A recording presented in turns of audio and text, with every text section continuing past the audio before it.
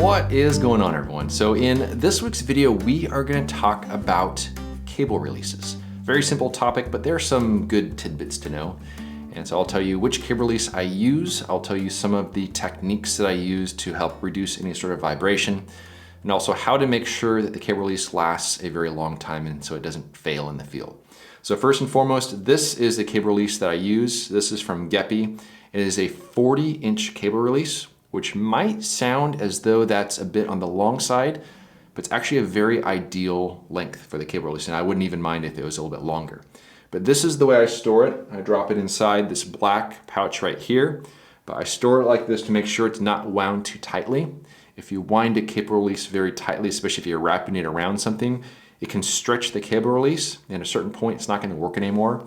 And on that topic, it's also very important to have two cable releases because they can fail in the field and you want to make sure you have a backup.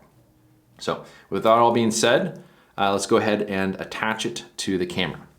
And I'll have this cable release linked to down below in the show notes. It's a little less than $20, so it's a fairly inexpensive, but at least when I bought this one, it was made in Germany. So this is from Gepe, and it's a really, really solid cable release.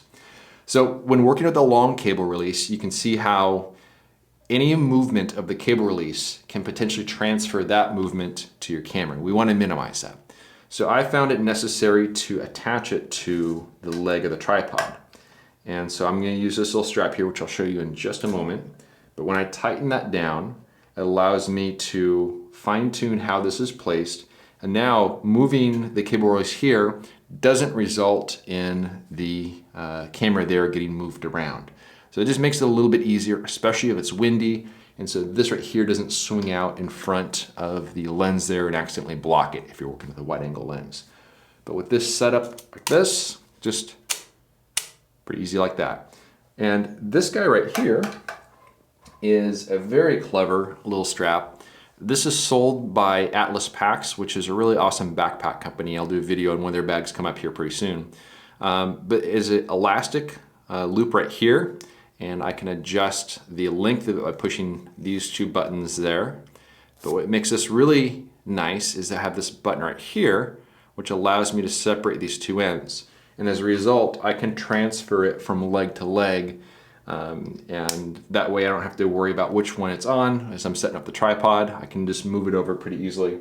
You also find stuff like this right here. This is from Think Tank. A similar idea, elastic loop, but I can't undo this one to transfer it from one leg to another, so you'd have to have one of these on each leg. And there's all kinds of other ways of attaching it as well, but I've just found that these loops right here, which I'll have linked to down below in the show notes, these are very, very useful because it just makes it really quick to work with and it secures it very well. So very simple, but sometimes it's the simplest things that make life so much easier in the field. I want to thank everyone for watching. We'll see you around next time.